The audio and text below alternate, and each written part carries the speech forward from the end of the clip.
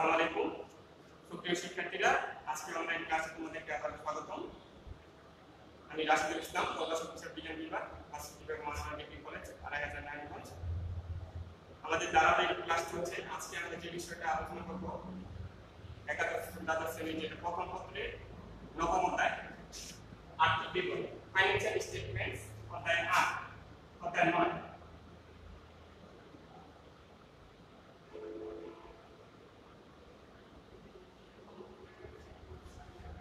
অধ্যায় ৯ আর্থিক বিবরণী, ফাইন্যান্সিয়াল স্টেটমেন্টস। যে কোনো প্রতিষ্ঠানই তার মুনাফা অর্জনের উদ্দেশ্যে, ব্যবসায়িক প্রতিষ্ঠানগুলি মুনাফা অর্জনের উদ্দেশ্যে গঠিত হয়ে থাকে। সব প্রতিষ্ঠানই চায় একটা নির্দিষ্ট পরিমাণ মুনাফা অর্জন করতে বা টার্গেটেড প্রফিট অর্জন করতে, এবং নির্দিষ্ট সময়ের প্রতিষ্ঠানের সম্পদ দায় দেনার পরিমাণ জানার জন্য সবাই চায়, এবং মালিকানা সূত্রের পরিমাণ বা মালিকানা সূত্রের পরিবর্তনের পরিমাণ জানার জন্য আর্থিক বিবরণী প্রস্তুত করা হয়। গোয়িং কনসার্ন কনসেপ্ট বা চলমান প্রতিষ্ঠান ধারণা অনুযায়ী একটি প্রতিষ্ঠান তার কার্যক্রম চালিয়ে যেতে থাকবে, কিন্তু তার ব্যবসা প্রতিষ্ঠানের ফলাফল, আর্থিক ফলাফল এবং আর্থিক অবস্থা জানার প্রয়োজন হয়ে থাকে নির্দিষ্ট সময়। এই জন্য হিসাবকাল ধারণা অনুযায়ী হিসাবের অনির্দিষ্টকালকে বা লম্বা একটা সময়কে ক্ষুদ্র ক্ষুদ্র অংশে বিভক্ত করা হয়, যেটাকে বলা হয় হিসাবকাল বা অ্যাকাউন্টিং পিরিয়ড বা অ্যাকাউন্টিং ইয়ার। নির্দিষ্ট হিসাবকালে একটি প্রতিষ্ঠানের আর্থিক ফলাফল এবং আর্থিক অবস্থা জানার জন্য একটি আর্থিক অবস্থা প্রস্তুত করা হয়। আর এই অধ্যায় শেষে আমরা আর্থিক অবস্থার বিবরণী সমূহ সম্পর্কে জানতে পারবো, আর্থিক বিবরণী প্রস্তুতের প্রয়োজনীয়তা জানতে পারবো, বিশ্বব্যাংকগুলি প্রস্তুত করব, বিক্রিত পণ্যের ব্যয়, মোট লাভ নির্ণয়, পরিচালন ব্যয় নির্ণয়, পদ্ধতি নির্ণয় এবং প্রভাব নির্ণয়, এগুলি আমরা জানতে পারবো। এছাড়াও মালিকানা সূত্রের পরিবর্তন আমরা জানতে পারবো। তারপর নগদ প্রবাহ, নগদ বান্ধব প্রবাহ, নগদ প্রবাহ, বিভিন্ন উৎস থেকে এগুলি আমরা জানতে পারবো। নগদ প্রবাহের পরিবর্তন সম্পর্কে জানতে পারবো এবং একটি নির্দিষ্ট সময়তে প্রতিষ্ঠানের দায় দেনার পরিমাণ, সম্পদ দায়ের পরিমাণ জানতে পারবো। আচ্ছা, তাহলে আমরা আর্থিক অবস্থার আর্থিক বিবরণী আমাদের জানা দরকার। একটি নির্দিষ্ট হিসাবকাল শেষে প্রতিষ্ঠানের লিপিবদ্ধকৃত লেনদেন সমূহ, লিপিবদ্ধকৃত শ্রেণীবিন্যস্ত লেনদেন সমূহ হতে আর্থিক ফলাফল, আর্থিক অবস্থা ও নগদ প্রবাহ বিবরণী, নগদ প্রবাহ জানার জন্য কাঠামোগত ও সুশৃঙ্খল ধারাবাহিক প্রক্রিয়াকে আর্থিক বিবরণী বলা হয়। প্রতিষ্ঠানের লিপিবদ্ধকৃত লেনদেনগুলো এবং শ্রেণীবিন্যস্ত লেনদেনগুলোতে নির্দিষ্ট সময়ে প্রতিষ্ঠানের আর্থিক ফলাফল, নগদ প্রবাহ, আর্থিক অবস্থা, সম্পদ দায় দেনার পরিমাণ জানার জন্য যে ধারাবাহিক ও কাঠামোগত প্রক্রিয়া তাকে আর্থিক বিবরণী বলা হয় বা ফাইন্যান্সিয়াল স্টেটমেন্টস বলা হয়। এখন আমরা জানবো আর্থিক বিবরণী।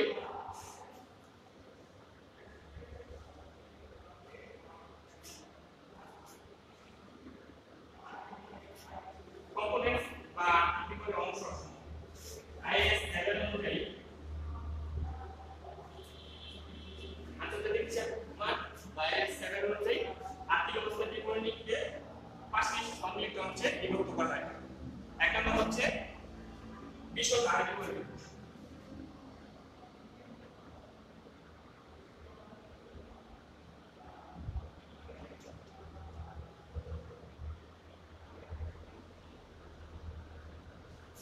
বিশদ আয় বিবরণী, statement of comprehensive income.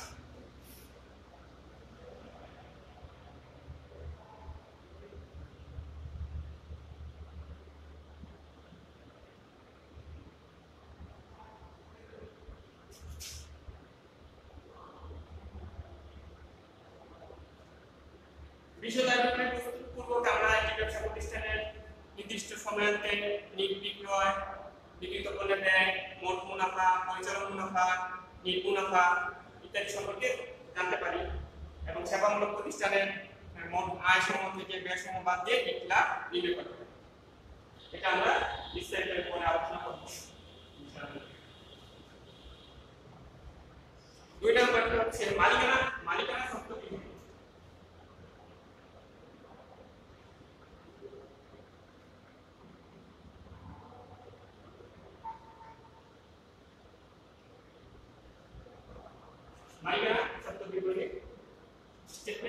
Owners equity.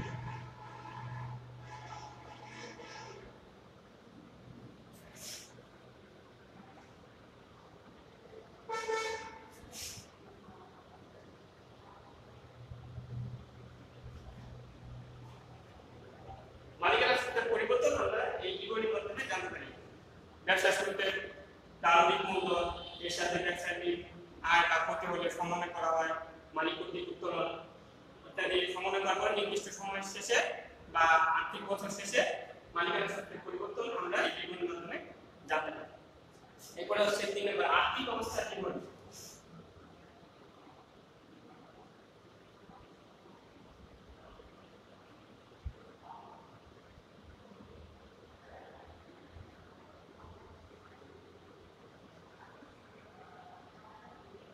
Statement of financial position.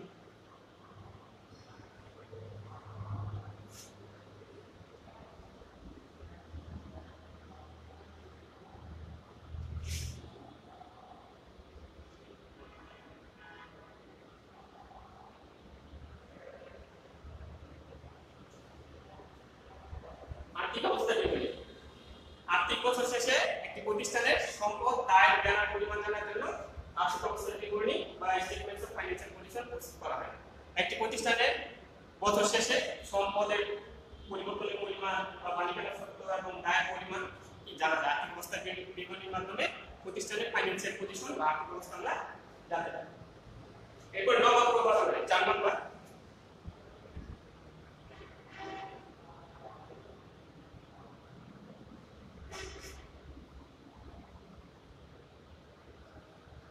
Cash flow statement.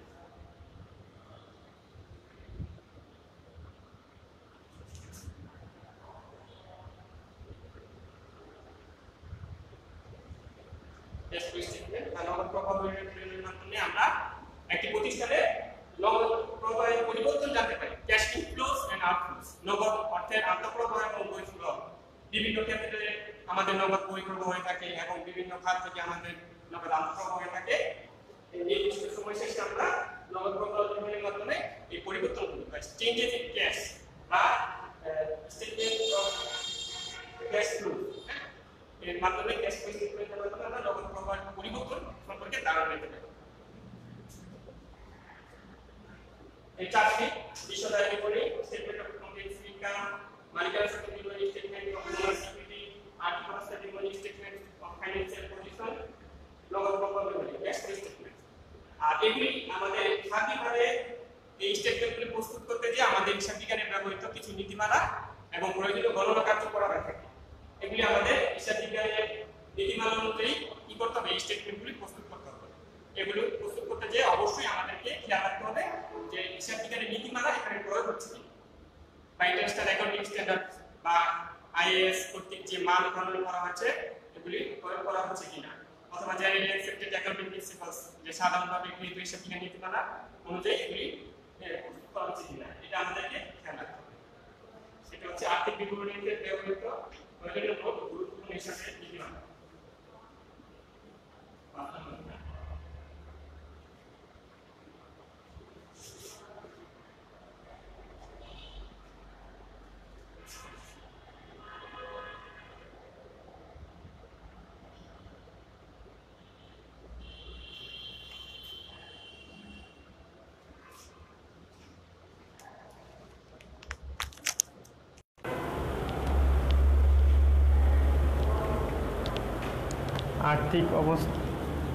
আর্থিক অবস্থার বিবরণীতে ব্যবহৃত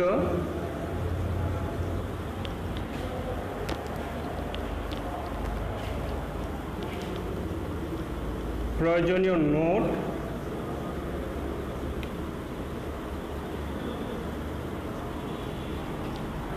আর্থিক অবস্থার বিবরণীতে ব্যবহৃত প্রয়োজনীয় নোট ও গুরুত্বপূর্ণ হিসাবে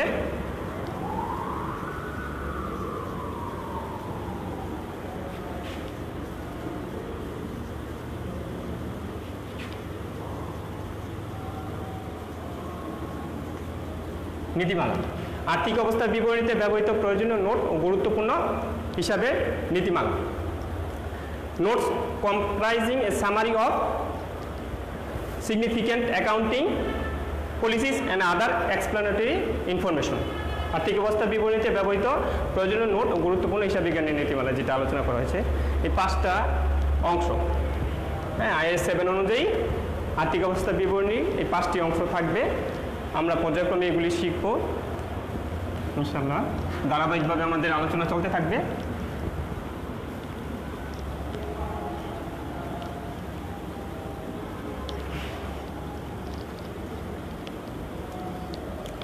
এখন আমরা আর্থিক বিবরণী প্রয়োজনীয়তা একটু আলোচনা করে নেই সংক্ষেপে।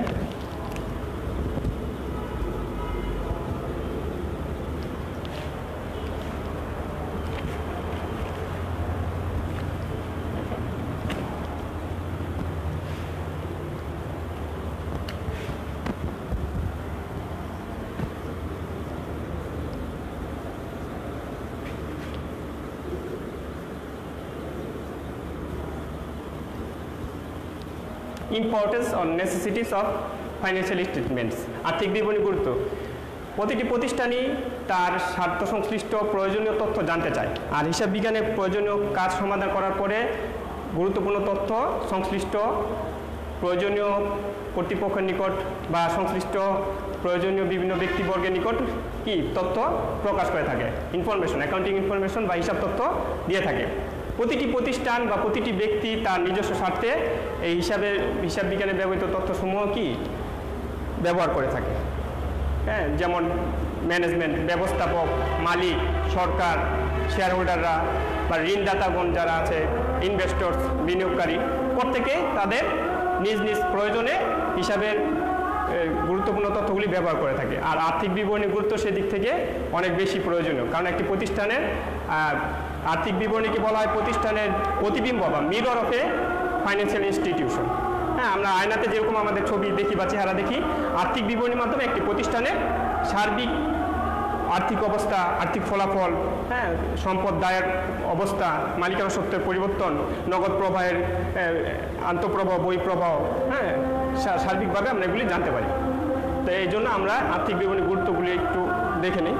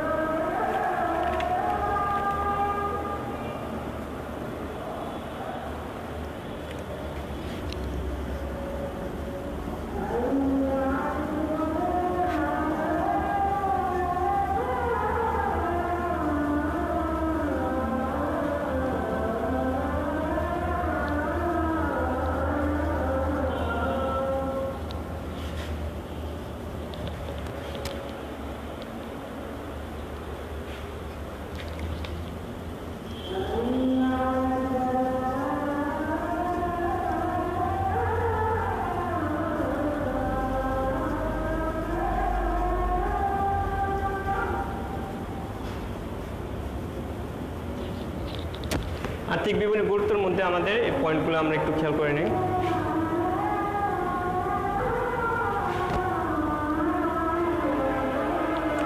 এক, বিক্রিত পণ্যের ব্যয় নির্ণয়। 2, মোট লাভ বা ক্ষতি নির্ণয়। 3, নিট লাভ বা ক্ষতি নির্ণয়। 4, তুলনামূলক বিশ্লেষণ।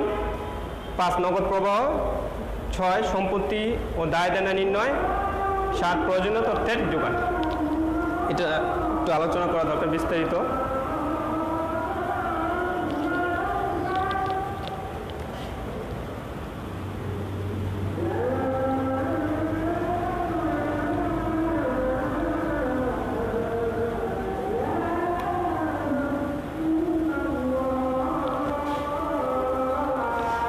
বিক্রিত পণ্যের ব্যয় বা কস্ট অফ গুডস সোল্ড নির্ণয় করার মাধ্যমে আমরা মোট লাভ নির্ণয় করতে পারি। এজন্য একটি পণ্যের বিক্রয় করার জন্য যত খরচ আছে কস্ট অফ গুডস সোল্ড বা বিক্রিত পণ্যের ব্যয় নির্ণয় করে আমরা বিক্রয় মূল্য থেকে বাদ দিয়ে মোট লাভ নির্ণয় করতে পারি। এজন্য আর্থিক বিবরণীর মাধ্যমে আমরা কি বিক্রিত পণ্যের ব্যয় নির্ণয় করতে পারি। তারপরে মোট লাভ বা ক্ষতি নির্ণয়, মোট লাভ বা ক্ষতি সম্পর্কেও জানা যায়। একটি ব্যবসা প্রতিষ্ঠানের নির্দিষ্ট সময়ান্তে বিক্রয় থেকে বিক্রিত পণ্যের ব্যয় বাদ দিয়ে মোট লাভ বা ক্ষতি নির্ণয় করা হয়, আমরা এটা জানতে পারি। নিট লাভ বা ক্ষতি নির্ণয়, মোট লাভ থেকে পরিচালন মুনাফা নির্ণয় করা হয়। পরিচালন মুনাফার সাথে অপরিচালন আয় ও ব্যয় যোগ বিয়োগ করে আমরা নিট লাভ বা ক্ষতি নির্ণয় করতে পারি। যদি মোট লাভের সাথে অপরিচালন আয় যোগ করার পরে পরিচালন ব্যয় থেকে ব্যয় কম হয় তাহলে কী হবে? নিট লাভ হবে। আচ্ছা, তুলনামূলক বিশ্লেষণ কম্পারেটিভ অ্যানালাইসিস বিভিন্ন বছরের হিসাবের সাথে বা বিগত বছরের আর্থিক অবস্থা বা আর্থিক ফলাফল এটার সাথে চলতি বছরের তুলনা করার জন্য আমাদের আর্থিক বিবরণী অবশ্যই গুরুত্বপূর্ণ ভূমিকা পালন করে। অথবা আমরা ব্যবসায়িক সফলতা ব্যর্থতা নির্ণয় করার জন্য বিভিন্ন আমাদের প্রতিযোগী যারা কম্পিটিটিভ আছে তাদের সাথে আমাদের ব্যবসা প্রতিষ্ঠানের লাভ লোকসানের পার্সেন্টেজ অথবা আমাদের সম্পদ দায় দেনার অবস্থা, ঋণ পরিশোধ ক্ষমতা, ডেপ্ট কাভারেজ রেশিও, অথবা আমাদের কারেন্ট সলভেন্সি, অথবা আমাদের বিভিন্ন ধরনের সচ্ছলতা যে অনুপাতগুলি আছে সেগুলি আমরা, অথবা প্রফিট আর্নিং রেশিও, আমাদের প্রাইস আর্নিং রেশিও, এগুলি আমরা কি করে তুলনামূলকভাবে কি করতে পারি? ফাইন্যান্সিয়াল স্টেটমেন্ট অ্যানালাইসিস করে আমরা বিভিন্ন ধরনের তুলনা করতে পারি বিভিন্ন বছরের, বিগত বছরের সাথে চলতি বছরের, অথবা বিভিন্ন কম্পারেটিভ যারা আছে আমাদের শ্রেণীভুক্ত প্রতিদ্বন্দ্বী কোম্পানি বা প্রতিষ্ঠান তাদের সাথে আমাদের প্রতিষ্ঠানের গতি প্রকৃতি, আর্থিক অবস্থা, আর্থিক ফলাফল এগুলি আমরা তুলনামূলকভাবে বিশ্লেষণ করতে পারি বা অ্যানালাইসিস করতে পারি। এরপর নগদ প্রবাহ নির্ণয় করতে পারি। বিভিন্ন ক্ষেত্রে আমরা নগদ প্রবাহ কোন ক্ষেত্রে আমাদের নগদ আন্তঃপ্রবাহ, বই প্রবাহ হয়েছে, ক্যাশ ফ্লো স্টেটমেন্টের মাধ্যমে আমরা নগদের প্রবাহটা, ফ্লোটা, ক্যাশের ফ্লো আমরা জানতে পারি। সম্পত্তি ও দায় দেনা নির্ণয়, আমাদের ব্যবসা প্রতিষ্ঠানের সম্পদ দায় দেনার একটা পরিমাণ আমাদের আর্থিক বছর শেষে আমরা আর্থিক বছরের শেষ তারিখে আমরা নির্ণয় করে থাকি। এটার দ্বারা আমরা প্রতিষ্ঠানের আর্থিক অবস্থা সম্পর্কে টোটাল একটা ধারণা নিতে পারি। প্রয়োজনীয় তথ্যের যোগান, supply necessary information to the users, হিসাব বিজ্ঞানের গুরুত্বপূর্ণ একটি বিষয় হচ্ছে বা উদ্দেশ্য হচ্ছে প্রয়োজনীয় তথ্যের যোগান দেওয়া, supply necessary and important information quickly to the users.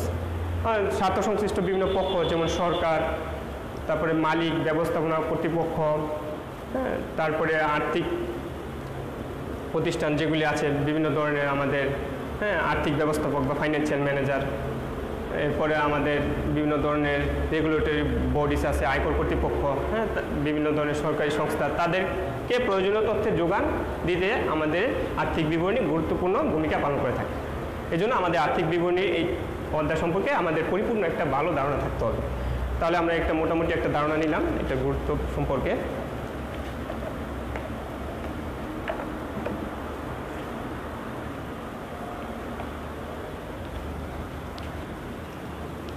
এখন আমরা বিশদ আয় বিবরণী ও প্রস্তুত প্রণালী সম্পর্কে কিছুটা ধারণা নিব। অঙ্ক করার পূর্বে আমাদের এটা সম্পর্কে ধারণা থাকতে হবে।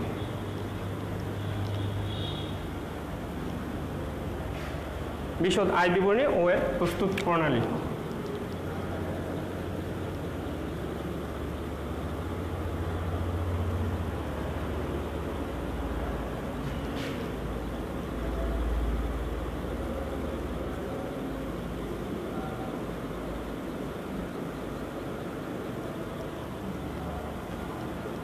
Preparation procedures of income statement বা comprehensive income statement। Comprehensive income statement বা বিশদ আয় বিবরণীর মাধ্যমে প্রতিষ্ঠানের আর্থিক ফলাফল বা আমার লাভ লোকসান আমরা নির্ণয় করতে পারি। একটি প্রতিষ্ঠানের আয় বিবরণী প্রস্তুতের মাধ্যমে আমরা আর্থিক ফলাফল জানতে সক্ষম। আর্থিক বিবরণী প্রস্তুতের সাধারণত দুইটি ধাপ রয়েছে, দুইটি ধাপে প্রস্তুত করা যায়। এক নম্বর হচ্ছে এক ধাপ বিশিষ্ট আয় বিবরণী,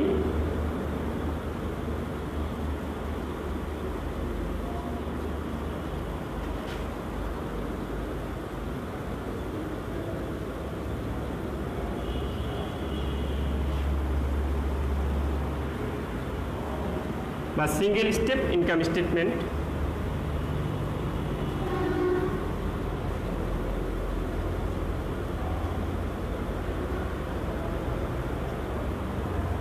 দুই বহুধাপ বিশিষ্ট আয় বিবরণী, মাল্টিপল স্টেপ ইনকাম স্টেটমেন্ট।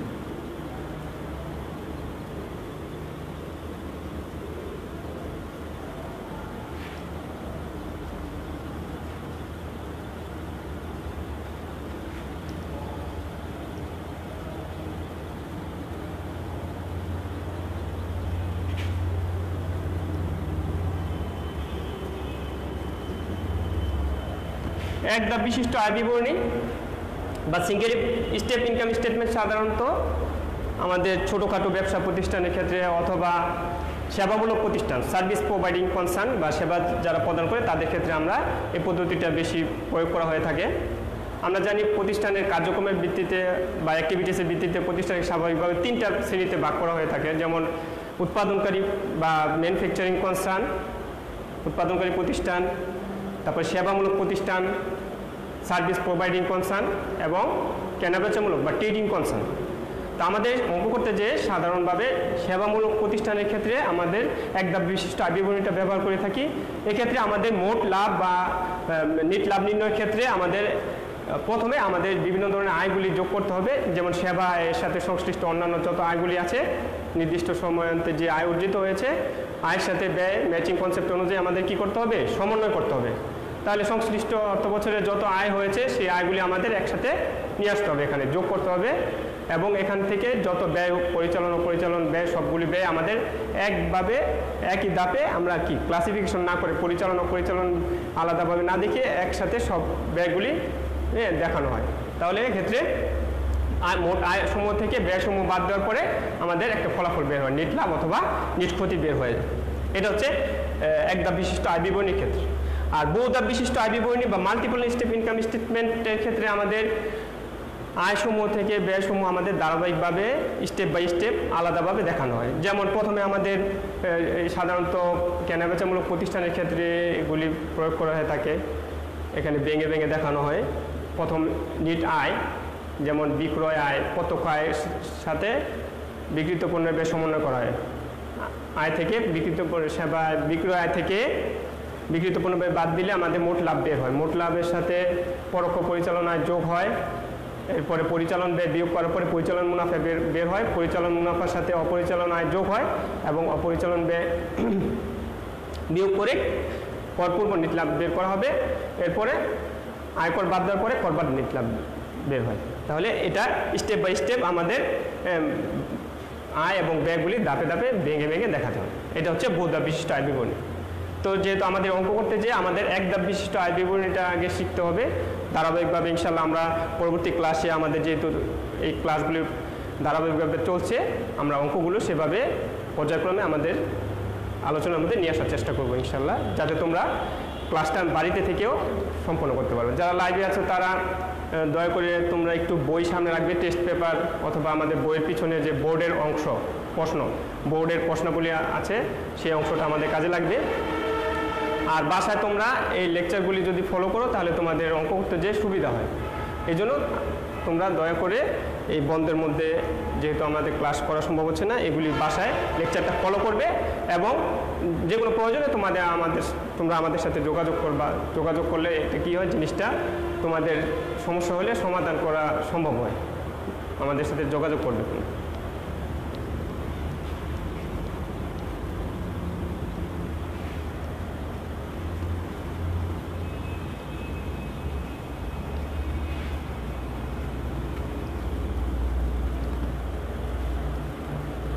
সেবামূলক প্রতিষ্ঠানের ক্ষেত্রে আমরা বিশদ বিবরণী প্রস্তুত করার ক্ষেত্রে মোট আয়সমূহ থেকে ব্যয়সমূহ বাদ দিলে আমরা নেট লাভ বের করতে পারবো।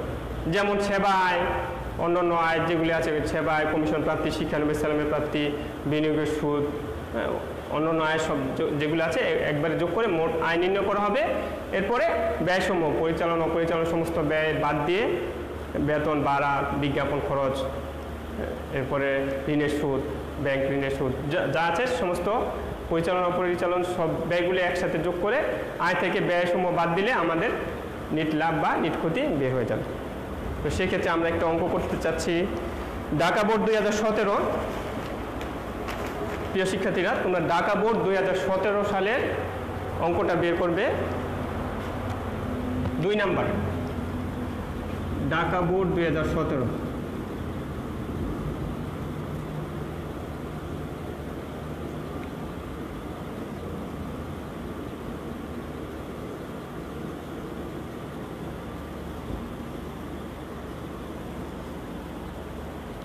দুই নং প্রশ্নটা আমরা মোটামুটি আলোচনা করলে সেবামূলক প্রতিষ্ঠানে বিশদ আয় বিবরণী পর্যন্ত আমরা একটু দেখানোর চেষ্টা করব।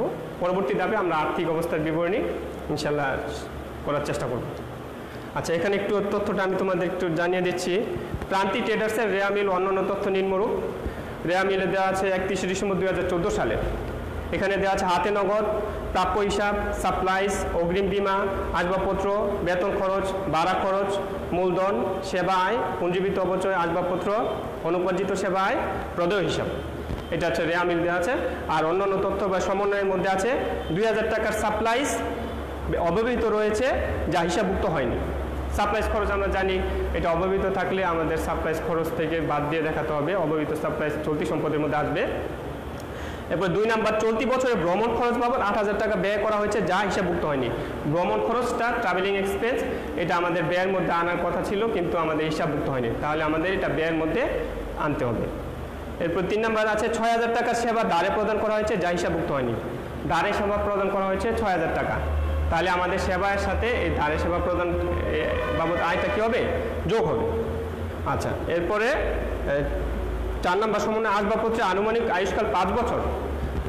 আয়ুষ্কাল দেওয়া আছে 5 বছরে। আমরা এর আগে আমি যে অধ্যায়টা করেছিলাম দৃশ্যমান ও অদৃশ্যমান সম্পদের হিসাব রক্ষণ, অধ্যায় 8-এর মধ্যে বিস্তারিত আলোচনা করেছিলাম যে সরলরৈখিক পদ্ধতিতে অবচয় নির্ণয়ের ক্ষেত্রে আনুমানিক আয়ুষ্কালটা কাজে লাগবে, সম্পত্তির ক্রয় মূল্য, ভগ্নাবশেষ মূল্য এগুলি কাজে লাগবে।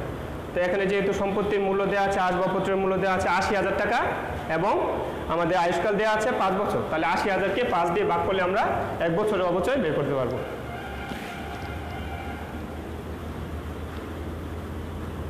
তাহলে ক নাম্বারে এখানে রিকোয়ারমেন্ট দেওয়া আছে চলতি বছরের সাপ্লাইজ খরচের পরিমাণ নির্ণয় করো।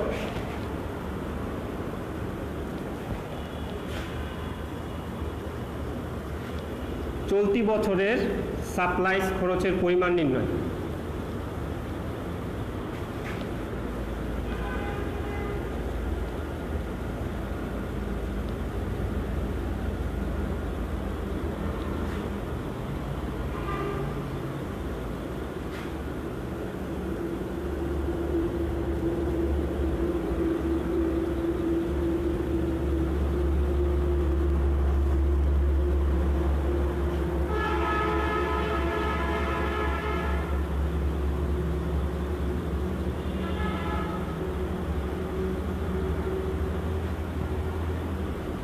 আচ্ছা, এখানে আমাদের সাপ্লাইজ বাবদ দেওয়া আছে সাপ্লাইজ 22,000 টাকা, এর মধ্যে সাপ্লাইজ অব্যবহৃত রয়েছে 2000, তাহলে 22,000 টাকার সাপ্লাইজ থেকে আমাদের অব্যবহৃত সাপ্লাইজ 2000 টাকা বাদ দিলেই সাপ্লাইজ খরচের পরিমাণ বের হবে। তাহলে সাপ্লাইজ দেওয়া আছে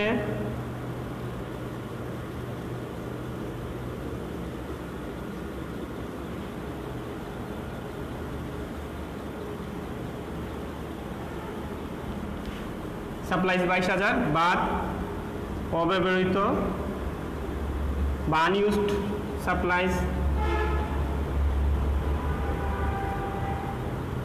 2000, তাহলে আমাদের সাপ্লাইজ খরচের পরিমাণ বের হয়ে যাবে বা ব্যবহৃত সাপ্লাইজের পরিমাণ বের হয়ে যাবে 20,000 টাকা।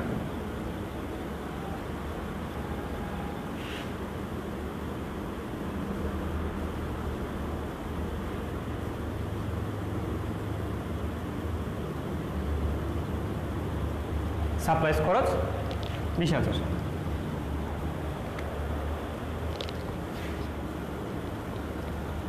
একবারে সহজ বিষয়টা তোমাদের খেয়াল করতে হবে। সাপ্লাইজ বাবদ আমাদের খরচের পরিমাণ, আমাদের সাপ্লাইজ এটা সম্পদ পদ্ধতিতে দেখানো হয়েছিল। সম্পদ হিসাবে আমরা জানি এক্ষেত্রে এটা যদি সম্পদ পদ্ধতিতে সাপ্লাইজ হিসাবে দেখানো ছিল 22,000, তাহলে অব্যবহৃত যেটা ব্যবহার হয়নি সেটা বাদ দিলে আমাদের সাপ্লাইজ খরচের পরিমাণ বের হবে 20,000 টাকা। আচ্ছা, খ নাম্বারে বলা হয়েছে প্রান্তিক ট্রেডার্সের নিট মুনাফার পরিমাণ নির্ণয় করো। আমরা জানি নিট মুনাফার পরিমাণ নির্ণয় করতে যে আমাদের কি করতে হবে, বিশদ বিবরণী প্রস্তুত করার মাধ্যমে নিট মুনাফা নির্ণয় করতে হবে বা নিট ক্ষতি নির্ণয় করতে হবে। তাহলে এক্ষেত্রে আমাদের বিশদ বিবরণী প্রস্তুত করতে হবে।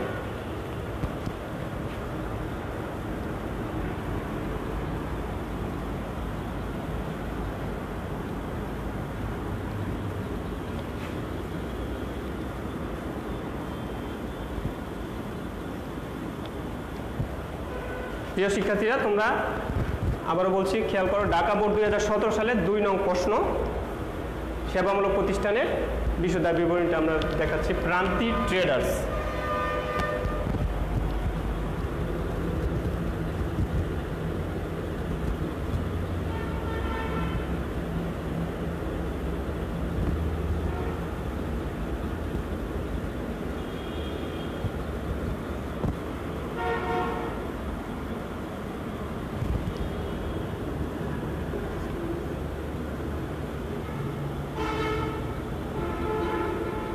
ডিসেম্বর 2014 সালের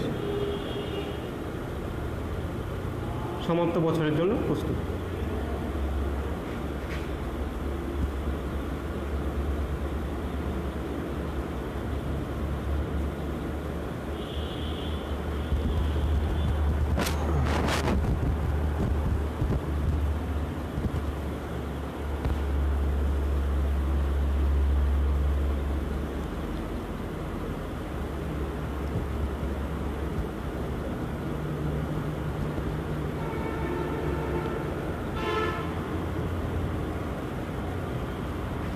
এক্ষেত্রে আমাদের প্রথমে আয়সমূহ বের করতে হবে।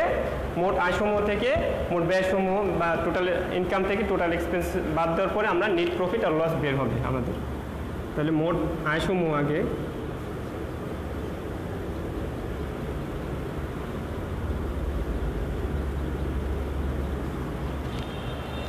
সেবা আয়, সেবা আয় দেওয়া আছে এখানে 68,000, সেবা আয় 68,000।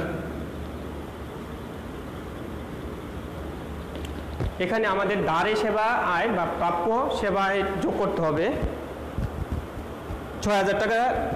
3 নম্বর সমন্বয়ে বলা আছে 6,000 টাকা সেবা দাঁড়ে প্রদান করা হয়েছে যা হিসাবভুক্ত হয়নি। তাহলে দাঁড়ে সেবা প্রদান করা হলে প্রাপ্য হিসাব এটা যাবে দেওয়া সমন্বয়ে যাবে দেওয়া, প্রাপ্য হিসাব ডেবিট, সেবা আয় ক্রেডিট। তাহলে এক্ষেত্রে প্রাপ্য হিসাবও বাড়বে আর সেবায়ও বাড়বে। তাহলে সেবায়ের সাথে আমাদের যোগ করতে হবে 6,000 টাকা যোগ প্রাপ্য সেবায়।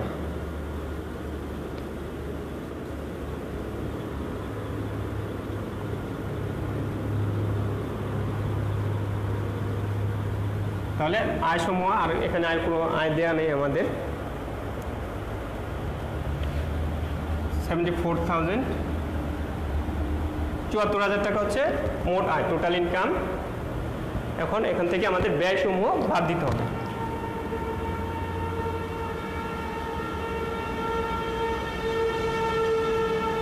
ব্যয়সমূহ বা টোটাল এক্সপেন্স আমাদের বের করতে হবে। এখানে দেওয়া আছে বেতন খরচ দেওয়া আছে 12,000, এটার সাথে কোনো বকেয়া বা অগ্রিম সমন্বয় দেওয়া নেই। আমরা জানি বকেয়া থাকলে সংশ্লিষ্ট খরচের সাথে যোগ হবে, অগ্রিম খরচ থাকলে সংশ্লিষ্ট খরচ থেকে বিয়োগ করে দেখাতে হবে, এটা তোমরা আগে জানো। তাহলে বেতন খরচ হচ্ছে এখানে 12,000।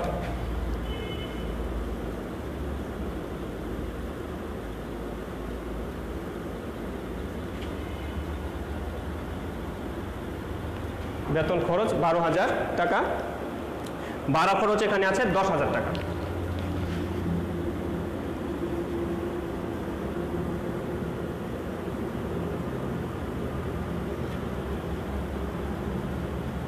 ভাড়া খরচ 10,000 টাকা। এরপরে আমরা সাপ্লাইজ খরচ পেয়েছিলাম। সাপ্লাইজ খরচ বাবদ ক নাম্বারে দেখানো হয়েছিল 20,000 টাকা সাপ্লাইজ খরচ। এটা আসবে সাপ্লাইজ এক্সপেন্স, সাপ্লাইজ খরচ 20,000। এছাড়াও আরও খরচ আছে এখানে আমাদের ভ্রমণ খরচ। চলতি বছরে ভ্রমণ খরচ 8,000 টাকা হিসাবভুক্ত হয়নি, তাহলে ভ্রমণ খরচ।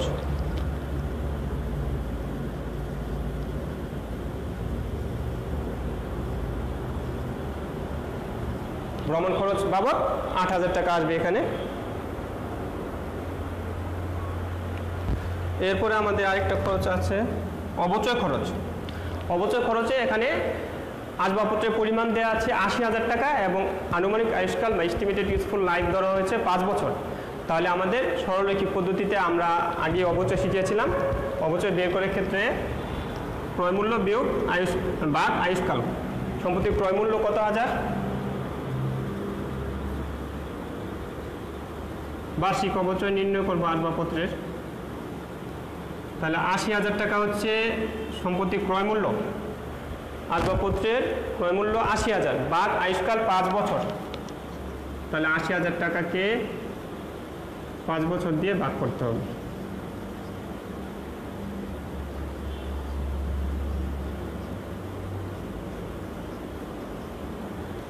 সরলরৈখিক পদ্ধতিতে অবচয় বের হয়েছে 16,000 টাকা। তাহলে আসবাবপত্রের অবচয় হবে 16,000 টাকা।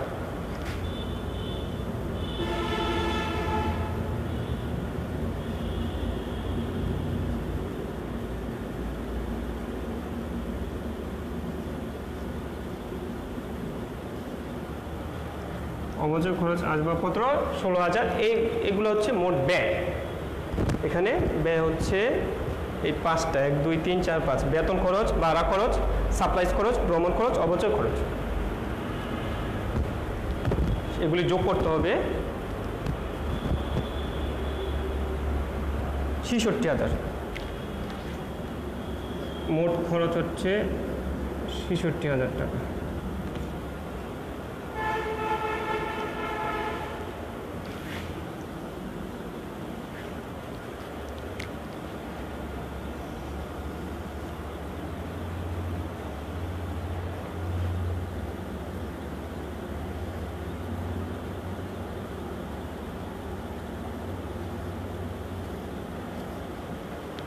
তাহলে 66,000 টাকা মোট ব্যয় আর মোট আয় হয়েছে আমাদের 74,000।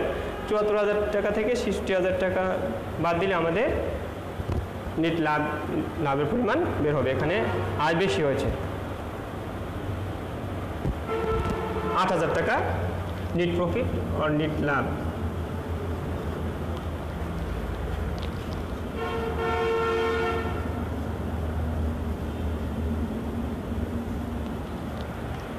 এভাবে আমরা প্রিয় শিক্ষার্থীরা নিট লাভ বলা থাকলে বিশদ আয় বিবরণী প্রস্তুত করার মাধ্যমে সেবামূলক প্রতিষ্ঠানের ক্ষেত্রে এক ধাপ বিশিষ্ট আয় বিবরণী বা সিঙ্গেলের স্টেপ ইনকাম স্টেটমেন্ট এই সব ব্যবহার করে আমরা সহজেই নিট লাভ নির্ণয় করতে পারি। এক্ষেত্রে আমাদের খেয়াল রাখতে হবে অবশ্যই সংশ্লিষ্ট আয় নির্ণয় করার সময় যত ধরনের আয়গুলি আছে সব ধরনের আয় যোগ হবে। যেমন এখানে সেবা আয় থাকতে পারে, সেবা আয় অনুপার্জিত থাকতে পারে। অনুপার্জিত সেবা আয়ের কিছু অংশ উপার্জিত হয়ে সংশ্লিষ্ট হিসাব বছরে যদি অর্জিত হয় তাহলে ওই আয়ের সাথে কী করতে হবে, যোগ করতে হবে। যেমন ধরো এই অঙ্কে সেবায় দেওয়া আছে 68,000, যদি বলা হতো যে অনুপার্জিত সেবায়ের 12,000 টাকা অর্জিত হয়েছে তাহলে 68,000 সাথে আরও 12,000 টাকা যোগ হবে। এরপরে প্রাপ্য সেবায় অথবা দ্বারে সেবায় বা অলিখিত সেবায় যেটা সেবা প্রদান করা হয়েছে হিসাবে লেখা হয়নি সেটাও আসবে এখানে। এভাবে আমরা মোট আয় সমূহ অন্যান্য আয় থাকলে ওইগুলো যোগ করে মোট আয় বের করব। মোট আয় থেকে সমস্ত ব্যয়সমূহ পর্যায়ক্রমে আমরা লিখব, লেখার পরে আয় থেকে ব্যয়সমূহ বাদ দেওয়ার পরে কি নিট লাভ বা নিট ক্ষতি আমরা পেয়ে যাব। হ্যাঁ, এভাবে আমরা বিশদ আয় বিবরণী প্রস্তুত করতে পারবো। আশা করি তোমরা বুঝতে পেরেছো সেবামূলক প্রতিষ্ঠানের ক্ষেত্রে আমরা এভাবে আয় বিবরণী প্রস্তুত করে থাকি। তো সুপ্রিয় শিক্ষার্থীরা, তোমাদের এখানে বাড়ির কাজ দেওয়া থাকবে। আমাদের প্রথম বর্ষ এবং দ্বিতীয় বর্ষ যেহেতু সমন্বিতভাবে ক্লাস হচ্ছে, আমরা আলাদা আলাদাভাবে কাজ দেওয়া থাকবে।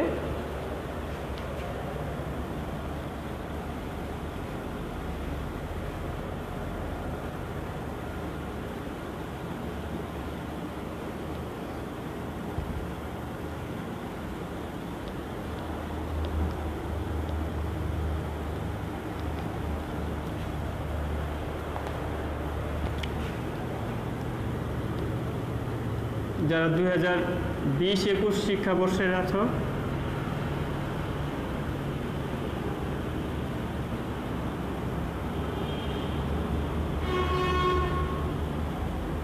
তাদের বাড়ির কাজ চট্টগ্রাম বোর্ড 2015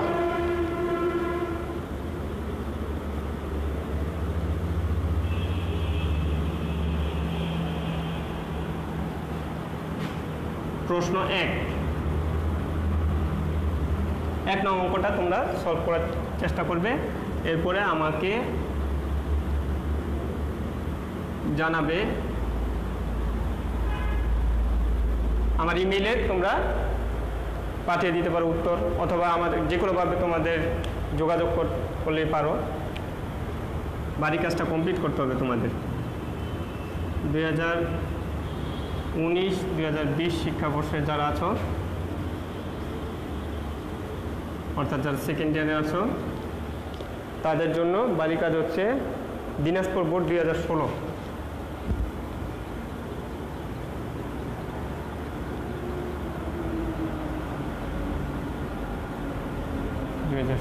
সালের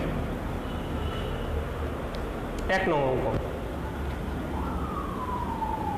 সৃজনশীল প্রশ্ন 1। এটা হচ্ছে তোমাদের বাড়ির কাজ থাকবে।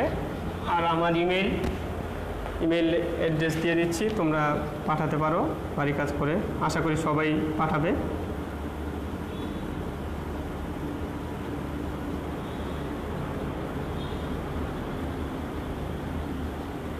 রাশেদুল ইসলাম pbse@gmail.com।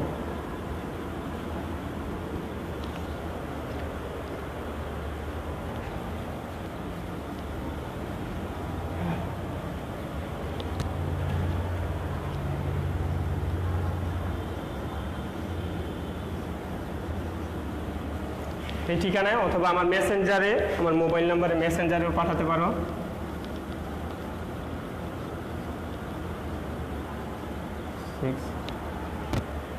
আশা করি তোমরা বাসায় প্র্যাকটিস করবে পর্যাপ্ত পরিমাণ। আর আমরা যেভাবে অঙ্কগুলোর নিয়মগুলি আলোচনা করেছি, তোমাদের বাসায় এগুলি সলভ করতে বা যে কোনো ধরনের অঙ্ক সলভ করতে সহজ হবে। যে কোনো প্রয়োজনে তোমরা একটু আমাদের সাথে যোগাযোগ করলে আশা করি তোমাদের ধারাবাহিকভাবে তোমরা প্রস্তুতি চালিয়ে যেতে পারবে। সিলেবাসের যে চ্যাপ্টারগুলি আমরা শেষ করছি পর্যায়ক্রমে, তোমাদের বাসায় একটু পরিশ্রম করলে, সময় দিলে আশা করি ইনশাল্লাহ তোমরা ভালো ফলাফল করতে পারবে, অথবা তোমাদের প্রস্তুতিটা ভালো থাকবে। এই জন্য আজকে আমরা একটু ফিডব্যাক, যেই আলোচনাটা হয়েছে, একটু আর্থিক বিবরণী বা ফাইন্যান্সিয়াল স্টেটমেন্টস, এটার বিভিন্ন অংশসমূহ আমরা আলোচনা করেছি। আসলে একটা প্রতিষ্ঠানের নির্দিষ্ট সময়ান্তে প্রতিষ্ঠানের সার্বিক আর্থিক ফলাফল ও আর্থিক অবস্থার পজিশন, ফাইন্যান্সিয়াল পজিশন, সম্পদ, দায় দেনা, assets, liabilities and owner securities, সার্বিক অবস্থা জানার জন্যই কি আর্থিক অবস্থার বিবরণী প্রস্তুত করা হয়ে থাকে। আর আর্থিক অবস্থার বিবরণী আরও অন্যান্য অংশ আছে, মালিকানা সত্ত্ব বিবরণী, নগদ প্রবাহ বিবরণী। এগুলির মাধ্যমে প্রতিষ্ঠানের মালিকানা সত্ত্ব বিবরণী প্রস্তুত করে মালিকানা সত্ত্বের পরিবর্তন, চেঞ্জেস ইন ফাইন্যান্সিয়াল পজিশন আমরা বের করতে পারি। এবং নগদ প্রবাহ বিবরণীর মাধ্যমে changes in cash, cash inflow এবং ক্যাশ আউটফ্লো, এগুলি সম্পর্কে ধারণা লাভ করতে পারি। তো সেই হিসাবে আর্থিক অবস্থার বিবরণী একটা গুরুত্বপূর্ণ অধ্যায়। এই অধ্যায়টা তোমরা ভালো করে বাসায়, আমাদের থিওরি প্রশ্নগুলি আছে এগুলি পড়বে আগে, পড়ার পরে অঙ্কের আমাদের বিস্তারিত নিয়মকানুন বইতে লেখা আছে, এবং যেগুলি এক ধাপ বিশিষ্ট আয় বিবরণী বা সিঙ্গেল স্টেপ ইনকাম স্টেটমেন্টের প্রস্তুত প্রণালী আজকে আমাদের আলোচনা করা হয়েছে, যে কিভাবে আমরা এক ধাপ বিশিষ্ট আয় বিবরণী করতে পারি। মোট সেবা আয় থেকে মোট ব্যয়সমূহ বা মোট আয় থেকে মোট ব্যয়সমূহ বের করে আমরা আয় থেকে ব্যয়সমূহ বাদ দিলেই নেট লাভ বা ক্ষতি পেয়ে যাব। এভাবে প্রিয় শিক্ষার্থীরা, তোমরা এক ধাপ বিশিষ্ট বিশদ আয় বিবরণী, যেটা দেওয়া হলো বাড়ির কাজ সেবামূলক প্রতিষ্ঠানে, বিশদ আয় বিবরণী প্রস্তুত করে তোমরা আমাদেরকে উত্তরটা জানিয়ে দিবে, আমাদের সাথে যোগাযোগ করবে। আর পরবর্তীতে ইনশাল্লাহ আমরা আরেকটি অঙ্ক, যেটা একটু অ্যাডভান্স প্রবলেম, এখান থেকে আরও কিছু বিষয় তোমাদের খুঁটিনাটি বিষয় শেখানো হবে, যেটা তোমরা জানতে পারবে, শিখতে পারবে। এটা আমরা আলোচনা করব, যাতে তোমাদের প্রস্তুতির জন্য সুবিধা হয়, বোর্ড পরীক্ষার প্রশ্ন আসলে যাতে তোমরা সহজেই সমাধান করতে পারো। আশা করি তোমরা সবাই ক্লাসটা বুঝতে পেরেছো এবং আমাদের সাথে সবাই যোগাযোগ রাখবে। তোমাদের সবার মঙ্গল কামনা করি। সবাই সুস্থ থাকো, বাসায় অঙ্ক এবং লেখাপড়া ঠিকমতো চালিয়ে যাও। আর হিসাব বিজ্ঞান বিষয়টা হচ্ছে একটি জ্ঞানীতিক বিষয়, পর্যাপ্ত পরিমাণ প্র্যাকটিস করতে হবে। এই বিষয়ে ভালো ফলাফল অর্জন করতে যে কোনো শিক্ষার্থীকেই যদি দুর্বল হয় তারপরও যদি পর্যাপ্ত পরিমাণে চেষ্টা করো, প্র্যাকটিস ম্যাক্সিমাম পারফেক্ট, এক্ষেত্রে অবশ্যই তোমাদেরকে বাসায় ভালোভাবে এই অঙ্কগুলি প্র্যাকটিস করতে হবে, প্রচুর পরিমাণে অঙ্ক সমাধান করতে হবে। যদি নাও পারো তারপরে আমাদের সাথে যোগাযোগ করে সমস্যার সমাধান করে আবার এটা সলভ করে নেবে। যেখানে তোমরা আটকে যাচ্ছ সেখানে আমাদের সাথে যোগাযোগ করবে, আমাদের হেল্প নেবে আশা করি। তাহলে তোমরা ইনশাল্লাহ ভালোভাবে প্রস্তুতি নিতে পারবে, যে কোনো সময় পরীক্ষা হলে যাতে তোমরা ভালো ফলাফল করতে পারো। সবাই জন্য দোয়া এবং শুভকামনা রইল। সবাইকে ধন্যবাদ জানিয়ে আজকে ক্লাস শেষ করছি। আসসালামু আলাইকুম ওয়া রাহমাতুল্লাহি ওয়া বারাকাতুহু।